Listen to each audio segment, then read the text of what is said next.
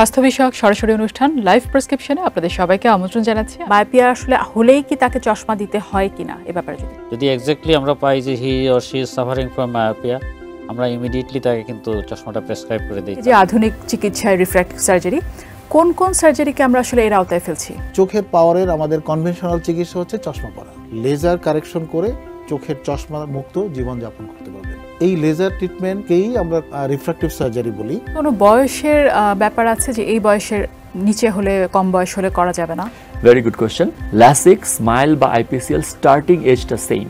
আপনাকে অ্যাটলিস্ট 18 বছর বয়স হতে হবে এবং আপনার চোখের যে চশমার পাওয়ার সেটিকে স্টেবল হতে হবে। মানে হচ্ছে চশমার পাওয়ার বাড়ছে কমছে সেটি হলে হবে না, একটা স্থিরভাবে থাকতে হবে। আমি গর্ব করে বলতে পারি আজকে দেশের প্রেসিডেন্ট জো বাইডেনের যে লেন্সটা লাগাবেন উনি চোখের ভেতরে, আমেরিকান তৈরি, কিন্তু সেই লেন্স কিন্তু আমরা ঢাকায় এখন ব্যবহার করছি।